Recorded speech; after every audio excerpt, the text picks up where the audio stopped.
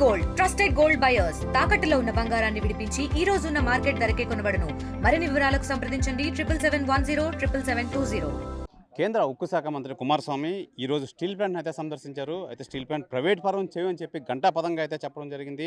ఉత్తరాంధ్ర ప్రజల మనోభావాలు దెబ్బతీసే విధంగా అయితే మేము కేంద్రం ఏమీ చేయమని చెప్పి భరోసా అయితే ఇవ్వడం అయితే జరిగింది. అయితే ఈ నేపథ్యంలో స్టీల్ ప్లాంట్ కార్మిక నేతలు అయితే మనతో పాటు ఉన్నారు. సార్ చెప్పండి, ఈ కేంద్ర మంత్రి పర్యటన ఏ విధంగా చూసుకోవచ్చు? గత 4 సంవత్సరాలుగా విశాఖ ఉక్కు తెలుగుకంటూ పోరాటం నడుస్తూ ఉంది.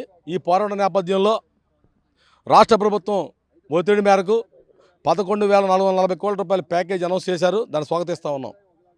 ఇదే సందర్భంలో కర్ణాటక ప్రభుత్వంలో 0.7 మిలియన్ టన్ ఉన్న స్టీల్ ప్లాంట్కి 15,000 కోట్ల ప్యాకేజ్ ఇచ్చారు. మనం మర్చిపోకూడదు. విశాఖపట్నం స్టీల్ ప్లాంట్ ప్రైవేటీకరణ అనౌన్స్ చేసిన ఈ 4 సంవత్సరాల కాలంలో 10,000 కోట్ల రూపాయల లాసెస్ వచ్చినాయి. ప్రొడక్షన్ ఆపేసి రా మెటీరియల్ ఇవ్వక, రైల్వే రేకులు ఇవ్వక ఇబ్బంది పెడితే ఈ పోరాట కాలంలో 10,000 కోట్లు పోయినాయి.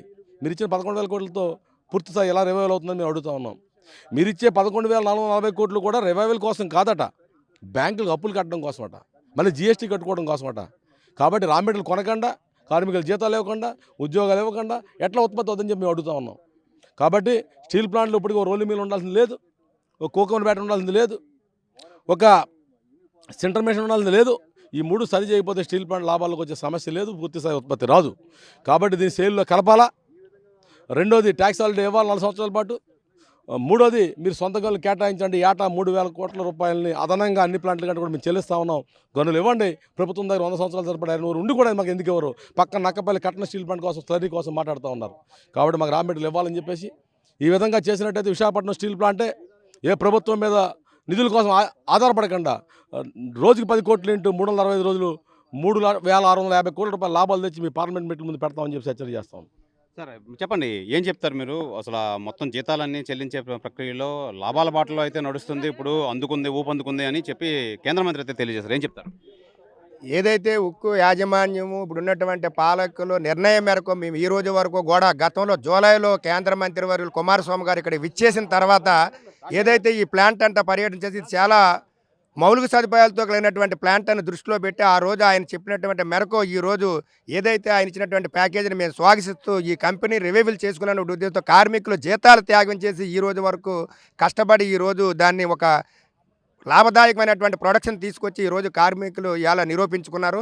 దాంట్లో ఇప్పటికైనా సరే జీతాలు మాత్రం చెల్లిస్తారని చెప్పి కార్మికులందరూ కూడా ఏదైతే కూటమి నాయకులు అనేక మంది అటువంటి ప్రజాప్రతినిధులు వచ్చే వేదిక పైన కేంద్ర సహాయ మంత్రి, కేబినెట్ మంత్రి ఇద్దరు కూడా వచ్చినప్పుడు కూడా ఇక్కడ 4 నెలల నుండి జీతాలు చెల్లించలేని జీతాలు ఇస్తారేమని చెప్పి అనేక మంది కార్మికులు కళ్ళు ఎరిచిపెట్టి చూసినప్పుడు కూడా నిరాశ మిగిలింది.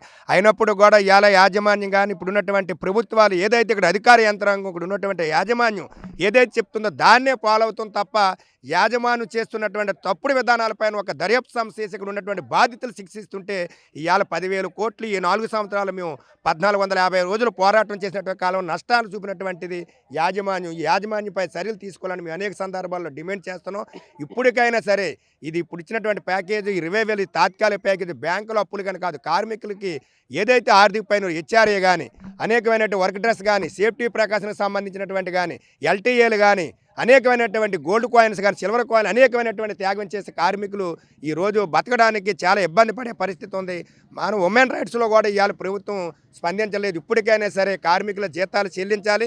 ఏదైతే యాజమాన్యం చెప్పినట్టు మేము జూలై జూన్లోకి 3వ పరిణతి మేము ఉత్పత్తి తీసుకొచ్చి లాభాల దశలో మళ్ళీ ముందుకెళ్తామని చెప్పి ఈ ప్రభుత్వానికి తెలియజేస్తూ అవసరం అనుకుంటే ఏదైతే ప్రైవేటీకరణ వెనక్కి తీసుకునే వరకు మేము టెంట్ను కొనసాగిస్తామని ప్రభుత్వానికి మీ ద్వారా తెలియజేస్తున్నాం. సార్ చెప్పండి, ఫైనల్గా పల్లా శ్రీనివాస్ గారు అయితే అసలు ప్రైవేటీకరణ ప్రసక్తే లేదు, ఇంకా ఊసే రాదని చెప్పి చెప్తున్నారు. ఏం చెప్తారు మీరు? పల్లా శ్రీనివాస్ గారి చేతులు ఏం లేదండి ఇది. ఎందుకంటే ఇది ఈరోజు స్టీల్ మినిస్టర్ గారు చెప్పారు, ఇది 2021లో ఎన్డీఏ గవర్నమెంట్ పాలసీ అది. వాళ్ళు ప్రైవేటీకరణ పెట్టడం వల్లే అసలు ఈ 4 సంవత్సరాలు మీరు ఇబ్బంది పడ్డారు, కంపెనీ లాస్ అయ్యింది కూడా అని చెప్పి క్లియర్గా చెప్పడం జరిగింది. 4 సంవత్సరాలు ఎన్ని ఇబ్బందులు పడ్డారో నాకు తెలుసు. కానీ నేను వచ్చి నాకు ఒక ఏదంటే నేను మినిస్టర్ తీసుకున్న తర్వాత నేను ఈ స్టీల్ ప్లాంట్ చూసిన తర్వాత ఇది బెస్ట్ స్టీల్ ప్లాంట్, ఇది ఇలాంటి స్టీల్ ప్లాంట్ కాపాడాలని ఉద్దేశంతో నేను కేంద్ర ప్రభుత్వం ఫైట్ చేసి నేను ఇది ఫస్ట్ కేసు ఇలాంటిది ఒక అమ్మే ప్లాంట్ గురించి మళ్ళీ ప్యాకేజ్ ఇచ్చారంటే అది ఎంతో ఫైట్ చేస్తే తప్ప రాదు. మా ఆఫీసర్లు మేము అందరం కలిపి ఎప్పుడు రివైజ్ చేస్తూ ఫైనాన్స్ మినిస్టర్ని ప్రధానమంత్రి గారిని ఒప్పించి తీసుకొచ్చాను, కాబట్టి ఈ ప్యాకేజ్ సరిపోదు, మేము 18,000 కోట్లు అడిగాము ప్యాకేజ్ గాన, అయినా సరే వాళ్ళు 11,400 కోట్లు ఇచ్చారు, మీరు దీన్ని ప్రూవ్ చేసుకోండి, ప్రధానమంత్రి గారు నేను హామీ ఇచ్చాను 1 ఇయర్లో దీని స్టీల్ ప్లాంట్ ప్రూవ్ చేసుకుంటామని చెప్తే మళ్ళీ నేను తీసుకొస్తానని చెప్పడం అనేది ఒక శుభదాయకం. అయితే కార్మికులు త్యాగాలు మాత్రం చేస్తున్నారు 4 సంవత్సరాల నుంచి. జీతాలు మిగతా అన్ని ఎలవెన్స్లు ఆపేశారు, హెచ్ఆర్ఏ కానీ మొత్తం ఎలవెన్స్లను ఆపేసినా మేము భరాయించాం, కానీ 4 నెలల బట్టి జీతాలు ఇవ్వకపోవడం అనేది చాలా దురదృష్టకరం. అది జీతాలు లేకుండా కష్టపడి పనిచేస్తూ 15,000 టన్నుల ఆటోమేట్లని 2 బ్లాస్ట్ ఫర్నెస్ 110% రన్ చేస్తున్న అదే కూడా మినిస్టర్ గారు అప్రిషియేషన్ చేశారు. మీరు కష్టపడి పని చేస్తున్నారు కార్మికులు కానీ ఆఫీసర్లు కానీ 4 నెలల బట్టి ఓపిక పట్టారు, చాలా మీకు థ్యాంక్స్ చెప్తున్నాను మీకు, కానీ ఒక 2-3 నెలలు ఓపు పట్టండి, మీ జీతాలన్నీ కూడా క్లియర్ చేస్తామని చెప్పడం జరిగింది. అయితే జీతాల విషయంలో మాత్రం జీతాలు లేకుండా పని చేయలేమని కూడా మేము చెప్పడం జరిగింది. అయితే డిప్యూటీ మినిస్టర్ గారు, సహాయ మంత్రి గారు, స్టీల్ సెక్రటరీగా అయితే కార్మికులతో మాట్లాడేటప్పుడు ట్రైనింగ్ సెంటర్లో మీరు మాకు ఈ 11,000 కోట్లు ఇచ్చిన తర్వాత కూడా జీతాలు ఇవ్వకపోతే మా గవర్నమెంట్ చెడ్డ పేరు వస్తుంది, కాబట్టి స్టీల్ సెక్రటరీ గారు ఆలోచించి జీతాలు రిలీజ్ చేయడం చెప్పడం జరిగింది. అది ఎంతవరకు జరుగుతుందని తెలియదు. ఆయన అయితే సెప్టెంబర్ వరకు చేశారు, ఇవ్వలేమని చెప్పారు. స్టీల్ మినిస్టర్ గారు అయితే 2-3 నెలలు ఓపు పట్టమని చెప్పారు, రకరకాలుగా స్టేట్మెంట్లు ఇచ్చారు. చెప్పండి, ఫైనల్గా ఇది ప్రైవేటీకరణ ఆగే ప్రసక్తి లేదంటారా? అసలు సొంత గనులు కేటాయించే ఆలోచన లేదంటారా? సొంత గనుల గురించి వాళ్ళు ఏం వేసం చెప్పలేదు, అది సొంత గనులని మేము మా చేతిలో లేదని చెప్పారు వాళ్ళు. అలాగే సెయిల్లో మిర్చి అనేది సెయిల్లో ఇప్పుడు అవ్వదు, ఈ స్టీల్ ప్లాంట్ లాభాలు వచ్చిన తర్వాత అప్పుడు ఆలోచిస్తాం తప్ప సెయిల్లో మిర్చి అంటూ కూడా ఉండదు. ప్రైవేటీకరణ అనేది స్టీల్ మినిస్టర్గా జరగదని చెప్తున్నారు, కానీ ఇది ఆ గవర్నమెంట్ తల పాలసీ, అది ఎన్డీఏ గవర్నమెంట్ ఇది ప్రైవేట్ చేయడం అనేది.